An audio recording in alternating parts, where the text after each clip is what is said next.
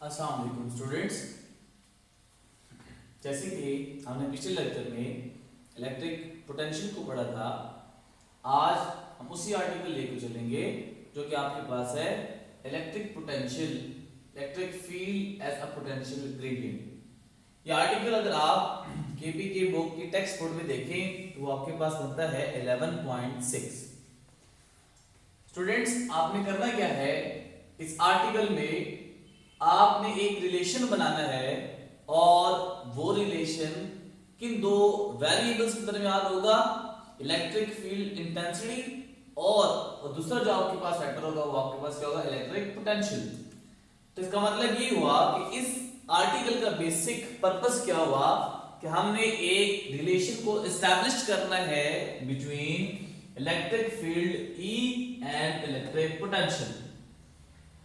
इसके लिए हम करते क्या है बेटा कि आपके पास दो प्लेट्स है जो कि अपोजिटली चार्ज है, ये पॉजिटिव प्लेट और ये आपके पास क्या है, नेगेटिवली चार्ज जो प्लेट आपके पास आपने यहाँ पे कंसीडर की हुई है।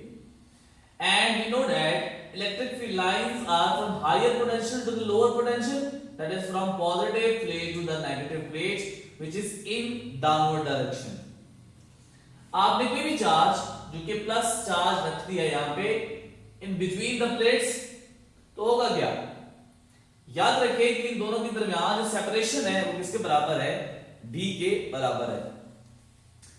आपने एक चार्ज प्लस चार्ज यहां पे रख दिया है, तो जो कि ये प्लेट नेगेटिव है और ये चार्ज पॉजिटिव है, दोनों की पोलैरिटी आपस में क्या हो गई है, ऑपोजिट हो गई है।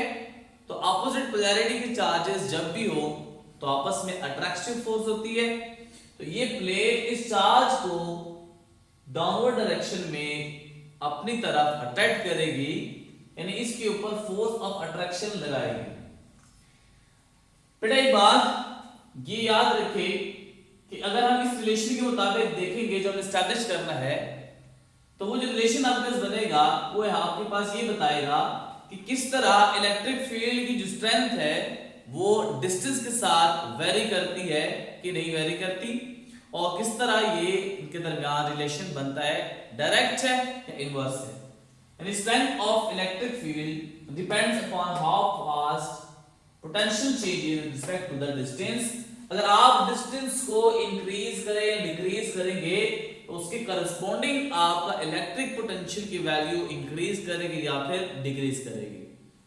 आपने प्रूव क्या करना है, E is equals to delta V divided by D, that is E is the electric field intensity and delta V is the potential difference between the plates are any two points, or D is the separation between these two points are these two plates।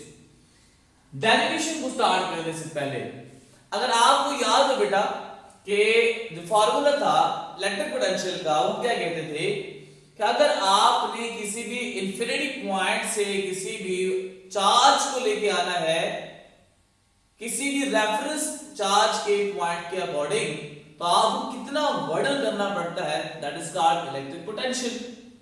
और अगर आप electric potential difference की बात करते थे, इसका मतलब ये हुआ कि एक पॉइंट है जो कि आपके पास कोई भी पॉजिटिव हायर पोटेंशियल, ये आपके पास क्या है, लोअर पोटेंशियल। तो अगर आप ये देखें कि मैं इस चार्ज को अगर अपर डायरेक्शन में, that is against the electric field move करवाता हूं, अगेंस्ट इलेक्ट्रिक फील्ड जब मूव कराऊंगा तो मुझे फोर्स लगानी पड़ेगी against the force of attraction which is between negative plate and this positive charge. तो जब मैं इसके ऊपर फोर्स लगाऊंगा तो इसमें वर्डन भी स्टोर होगा। अब हमने इलेक्ट्रिक पोटेंशियल को डिफाइन कैसे किया था, जब आप एक चार्ज को एक पॉइंट से दूसरे पॉइंट तक मूव कराते हैं तो आपको उस चार्ज के ऊपर कितना वर्क करना पड़ता है, that is called a potential difference. तो ये आपके पास फार्मूला क्या है, as delta V is equals to W divided by Q naught, that is potential difference is equals to work per unit charge. इसको मैं नाम दे देता हूं, ये आपके पास क्या, इक्वेशन 1 है। अब बेटा आपने W का फार्मूला पढ़ा था जो आपके पास class first year chapter number आपके पास था 4 वर्क एंड एनर्जी। उसमें बेटा आप देखें कि वर्क का फार्मूला क्या था, W is equals to the force dot D। You mean the scalar product between the force and displacement.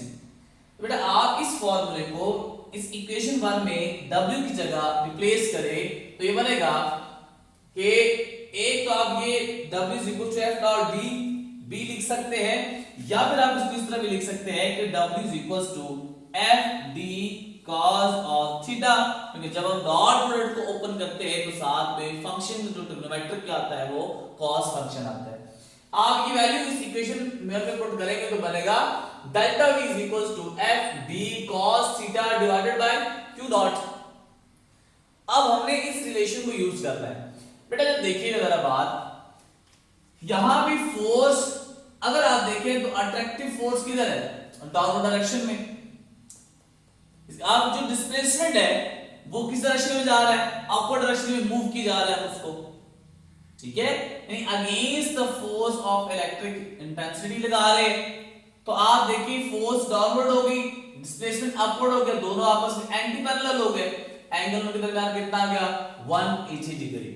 तो आप थीटा की जगह 180 पुट करें तो ये बनेगा delta v is equals to F D cos 180 divided by q naught, and we know that cos 0 की value 1 और cos 180 की वैल्यू क्या होती है -1, तो ये बनेगा delta v is equals to minus F D divided by q naught. इस इक्वेशन को मैं इक्वेशन 2 नाम दे देता हूं, मैं इसको और मॉडिफाइड कर लेता हूं, थोड़ा सा सिंपलीफाई कर लेता हूं।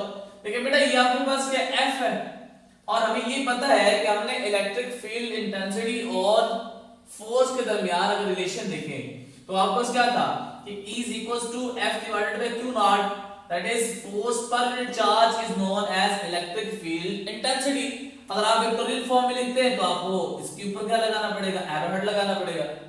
हम मैग्नीट्यूड वाइज अगर बात करें तो ये बनेगा E is equals to F divided by Q naught। यहाँ पे F की वैल्यू फाइंड आउट करें जरा, तो Q naught इधर आके क्या हो जाएगा, दैट साइड पे multiply F is equals to Q naught E। अब ये रिलेशन जो आपके पास है F is equals to Q naught E, अब आप इक्वेशन 2 में जहां पे फोर्स F है उसकी जगह रिप्लेस करें तो ये बनेगा delta V is equals to minus as it is F की जगह Q naught E B as it is, और Q naught की जगह आपके पास क्या आ जाएगा, Q naught as it is आ जाएगा। ये Q naught डिनोमिनेटर में और डिनोमिनेटर में आपस में कैंसिल आउट, तो आपके पास बचेगा delta V is equals to minus ED। अगर आप इलेक्ट्रिक फील्ड इंटेंसिटी की वैल्यू यहां से देखना चाहते हैं तो क्या बनेगा, E is equals to minus delta V divided bye D। इस रिलेशन को जरा देखें तो ये क्या बताता है कि अगर आपका potential difference with respect to the distance greater होगा तो इलेक्ट्रिक फील्ड की वैल्यू भी क्या हो जाएगी, मैक्सिमम हो जाएगी। और उसी करस्पॉन्डिंग अगर आपका potential difference respect to the distance कम होगा तो इलेक्ट्रिक फील्ड इंटेंसिटी उसकी करस्पॉन्डिंग क्या हो जाएगी, वो भी लेस होते जाएगी। अब इस रिलेशन को अगर मैं कहूं तो ये d आपके पास सेपरेशन है, तो अगर ये d सेपरेशन बहुत स्मॉल हो जाए, कम हो जाए, तो उस टाइम मैं रिप्लेस कर सकता हूं डेल्टा v को किससे, डेल्टा r से, या d को मैं रिप्लेस कर सकता हूं डेल्टा r से, where delta r shows very small amount of separation between the two oppositely charged metal plates। अगर मैं करता हूं तो आपके पास डेल्टा r पुट कर देगा E is equals to minus delta v divided by delta r। अब जब अगर आर्टिकल लिखें तो ये आपके पास क्या था, पोटेंशियल ग्रेडियंट। ग्रेडियंट किसे कहते हैं, जब दो फिजिकल क्वांटिटीज आपस में डिवाइड हो रही हो उसका नाम क्या होता है, ग्रेडियंट कहलाता है। अब अगर आप देखें तो पोटेंशियल किसके अकॉर्डिंग से डिवाइड हो रहा है, डिस्टेंस से, तो हम इसको नाम देंगे कि आपके पास क्या है, पोटेंशियल ग्रेडियंट। अब इस जो इक्वेशन आपने लिखी, इस इक्वेशन के मुताबिक मैं कंक्लूड कैसे करूंगा, देखिए ये आपको नेगेटिव साइन, ये delta v divided by delta r है। अभी क्या कह रहा है कि electric field intensity is equals to negative of the gradient potential, किसके रिस्पेक्ट के लिहाज से, with respect to the distance. तो ये आपने क्या प्रूव कर लिया, ये जो आपने इक्वेशन यहां पे लिखी थी E equals to delta v divided by delta t, वो आपने क्या कर दिया, यहां पे उसको लिख लिया, उसको आपने यहां पे प्रूव कर लिया। नेगेटिव साइन क्या शो करता है, ये जो आपने नेगेटिव साइन यहां पे लगाया हुआ है ये क्या शो कर रहा है कि इलेक्ट्रिक फील्ड इंटेंसिटी हमेशा लोअर पोटेंशियल की तरफ आपके पास होगी, एंड हमेशा away from the higher potential आपके पास होगी। तो ये तो आपके पास क्या आते हैं पोटेंशियल ग्रेडियंट्स का फार्मूला की डेरिवेशन। अब इसी इलेक्ट्रिक पोटेंशियल की जो आपके पास फार्मूला है इससे हम कुछ एमसीक्यू सॉल्व करते हैं। एमसीक्यूज क्या है कि आपको दो चार्ज प्लेट्स हैं, उनके दरमियान जो सेपरेशन है वो 0.2 मीटर के बराबर है और इलेक्ट्रिक फील्ड इंटेंसिटी की जो स्ट्रेंथ है वो आपके पास 100 वोल्ट पर मीटर है। आप ये बताएं कि दोनों प्लेट्स के दरमियान पोटेंशियल डिफरेंस की वैल्यू क्या है। और ऑप्शन गिवन है 5 volt, 10 volt, 15 volt and 20 volt. अब बेटा देखिए फार्मूला क्या होता है, अभी आपने पढ़ा कि E is equals to delta V divided by delta R। तो आप इसमें E is equals to delta V divided by delta R, delta V find करना है तो बनेगा delta V is equals to E delta R। E की value क्या थी आपके पास 100 वोल्ट पर मीटर आपने पुट कर दी और D की वैल्यू आपके पास क्या है 0.2। तो अगर आप इसको सॉल्व करें तो अगर मैं इस पॉइंट को खत्म करना चाहूंगा तो पॉइंट के डिनोमिनेटर से क्या हो जाएगा 1 लगा दूंगा और साथ में एक 0, तो ये 0 से कैंसिल 10 2 20, तो ये बन जाएगा delta V is equals to 20 volt. अगर आप ऑप्शन में देखें तो जो आपके पास बी ऑप्शन है दैट इज 20 वोल्ट, ये आपके पास करेक्ट ऑप्शन बनती है। एक और क्वेश्चन करते हैं। क्वेश्चन क्या है कि एक अल्फा पार्टिकल को आपने एक्सेलरेट किया है between potential difference of 30 volt 3 volt. आपने क्या फाइंड करना है कि कितनी काइनेटिक एनर्जी वो गेन करेगा। आपने एक अल्फा पार्टिकल को एक्सेलरेट किया, एक्सेलरेट करने के लिए आपको पोटेंशियल डिफरेंस जो रिक्वायर्ड था वो आपके पास कितना था 3 वोल्ट और आप ये बताएं कि काइनेटिक एनर्जी उसने कितनी गेन कर ली है। अब बेटा देखिए कि आपने फार्मूला जो पढ़ाया था कि V is equals to, ये आपने फार्मूला पढ़ा था V is equals to W divided by Q naught, that is potential difference equals to W divided by Q naught। अगर मैं यहां से W की वैल्यू निकालना चाहूं तो क्या बनेगा Q naught डेल्टा V। अब ये जो W है एनर्जी है, वर्क एनर्जी फिजिकल करेस्पॉन्डिंग हम लिख सकते हैं कि this will be equals to kinetic energy. इस फार्मूले से हम इसको फाइंड आउट कर सकते हैं। अब Q naught की वैल्यू आपके पास देखें अल्फा पार्टिकल है तो अल्फा पार्टिकल के ऊपर चार्ज कितना होता है 2 times of the E। तो ये आप लिख सकते हैं यहाँ पे कि 2E into 3 volt which is equals to 6 electron volt। अब इलेक्ट्रॉन वोल्ट है, आप इसको जॉल के साथ भी इसको लिख सकते हैं। अब इसमें 1.6 into 10 की पावर -19 कूलम पुट करें तो जब आप मल्टीप्लाई करेंगे तो आंसर आएगा 9.6 into 10 की पावर -19 जॉल। अब जो नेक्स्ट हम थोड़ा सा जो जा रहे हैं बेटा याद रखें ये बड़ी इंपॉर्टेंट आपके पास आर्टिकल है और बड़ा इंपॉर्टेंट आपके पास ये कॉन्सेप्ट्स हैं, कुछ आपके ये मेन पॉइंट लिखे हुए। आपके पास दो चार्ज है, एक चार्ज प्लस Q और एक चार्ज आपके पास क्या है माइनस Q। इन दो चार्जेस के दरमियान आपने डिफरेंट पॉइंट्स को क्या कर दिया लोकेट कर लिए। एक पॉइंट आपके पास 1, एक पॉइंट आपके पास 2 और एक पॉइंट आपके पास क्या है 3 और एक पॉइंट आपने क्या चूज कर लिया है 4। अब इस पॉइंट्स के लिहाज से मैं बहुत सारी चीजों को क्लियर करता जाऊंगा, ध्यान से देखिएगा। सबसे पहली बात कि अगर मैं पॉइंट्स 1, 2 और 3 और 4 के दरमियान पोटेंशियल डिफरेंस देखूं कि किस पॉइंट के ऊपर पोटेंशियल डिफरेंस ज्यादा होगा, यानी किस पॉइंट के दरमियान पोटेंशियल डिफरेंस ज्यादा हो, किस पॉइंट के ऊपर पोटेंशियल ज्यादा होगा दूसरे पॉइंट के अकॉर्डिंग। अब देखें हमें ये पता है कि जो पॉजिटिव चार्ज होता है उसका पोटेंशियल क्या होता है ज्यादा, नेगेटिव चार्ज का पोटेंशियल क्या होता है लेस होता है। तो जो पॉइंट पॉजिटिव पोटेंशियल के करीब होगा उसका पोटेंशियल क्या होगा हायर, और जो पॉइंट नेगेटिव चार्ज के करीब होगा उसका पोटेंशियल क्या होगा लोअर। तो अगर आप इसमें देखें तो 1 जो है वो पॉजिटिव चार्ज के करीब है और 3 जो है वो नेगेटिव चार्ज के करीब है। तो सबसे ज्यादा पोटेंशियल डिफरेंस पॉइंट 1 और पॉइंट 3 के दरमियान होगा। ये पहला एमसीक्यू पहला कॉन्सेप्ट आपको क्लियर हुआ कि maximum potential difference is between 1 and 3। अगर आपसे कोई पूछता है कि what is the electric field intensity, the strength of electric field intensity between points 1, 2, 3 and 4, तो याद रखें कि जब आपने दो चार्जेस रख लिए जो कि अपोजिट पोलैरिटी के है, तो आप कहीं भी उसके इलेक्ट्रिक फील्ड स्ट्रेंथ को देखें तो जो भी पॉइंट्स आप कंसीडर कर ले उनके दरमियान तमाम में इलेक्ट्रिक फील्ड स्ट्रेंथ की वैल्यू क्या होगी, यूनिफॉर्म होगी, दैट इज नॉन जीरो। तो आप अगर सारे पॉइंट्स के अगर आप देखें 1 2 3, तो strength of the electric field density is same at all the points. अब जो आपके पास ऊपर डायग्राम है इसी करस्पॉन्डिंग अगर आप कहें कि एक प्लस क्यू चार्ज जिसकी वैल्यू 5 कूलम है और एक आपके पास एक और चार्ज है जो कि प्लस क्यू हमने क्या ले लिया 5 कूलम कंसीडर कर लिया, दो सिमिलर चार्जेस पोलैरिटी सेम हो गई और मैग्नीट्यूड अगर आप देखें उसका भी क्या सेम है। तो अगर आपसे कोई क्वेश्चन पूछता है कि आप ये बताएं कि दो polarity same charges magnitude wise भी सेम, उनके इलेक्ट्रिक फील्ड कहां पे आपके पास इलेक्ट्रिक फील्ड क्या हो जाएगी, डेंसिटी कहां पे जीरो होगी। तो याद रखें कि दो सिमिलर चार्जेस हो, पोलैरिटी सेम हो, मैग्नीट्यूड भी सेम हो, यानी उनकी जो आपके पास देखें कि Q1 की वैल्यू Q2 के बराबर होगी, तो जहां पे उनका मिड पॉइंट होगा, मिड पॉइंट के ऊपर आपके पास उसकी इलेक्ट्रिक फील्ड डेंसिटी की वैल्यू क्या होगी, जीरो, बिकॉज वहां पे फोर्स की वैल्यू क्या हो जाती है, जीरो।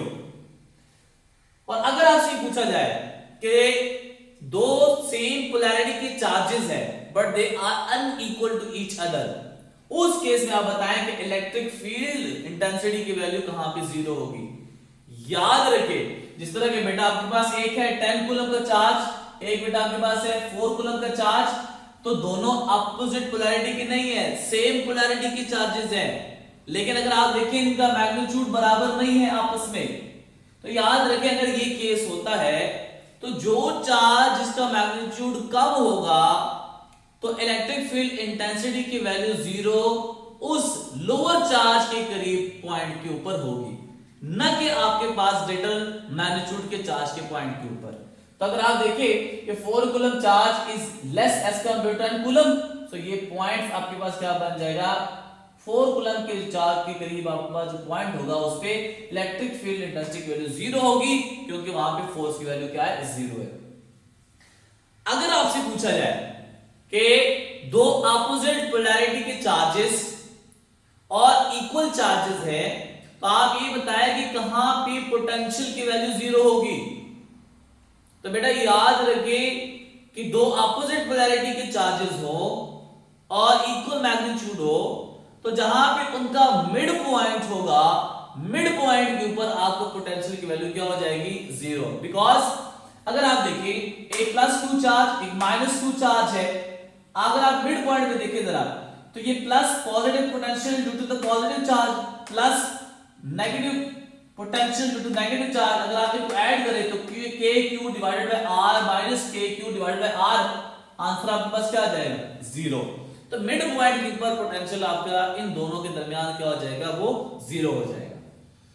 उम्मीद है आपको ये चीज समझ आई होगी। अब हम एक एमसीक्यू सॉल्व करते हैं।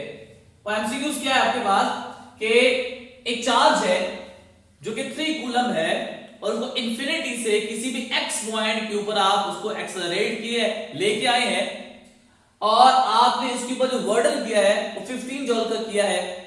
आप ये बताएं कि पोटेंशियल डिफरेंस कितना था, ये कितना होगा, ये कितना है। और ऑप्शन आपको दिए जाते हैं 2 volt, 3 volt, 4 volt and 5 volt. तो बेटा आपने यही फार्मूला पढ़ा है कि delta V is equal to W divided by Q naught. W की वैल्यू कितनी है 15, Q की वैल्यू कितनी है 3। तो बेटा जब आप इसको सॉल्व करेंगे, सिंपलीफाई करेंगे तो आपके पास आएगा 5 वोल्ट। इसका मतलब है कि जो B ऑप्शन है वो आपके पास क्या बनती है, यहाँ पे करेक्ट बनती है। तो ये कुछ बातें थी आपके पास electric potential as a potential gradient, और फिर उसके बाद हमें आपने कंसेप्चुअल स्टडी की, उसके बाद हमने कुछ एमसीक्यू सॉल्व किए जो बहुत इंपॉर्टेंट है इंटरटेस्ट पॉइंट ऑफ व्यू से भी और पेपर पॉइंट ऑफ व्यू से भी। उम्मीद है आपको ये लेक्चर समझ आया होगा। नेक्स्ट लेक्चर में हम एक इसी आर्टिकल को आगे फर्दर स्टडी करेंगे, क्योंकि आपका फर्दर इलेक्ट्रिक पोटेंशियल आपका कंसीडर होगा। नेक्स्ट लेक्चर में हम फिर हाजिर होंगे, तब तक के लिए अल्लाह हाफिज।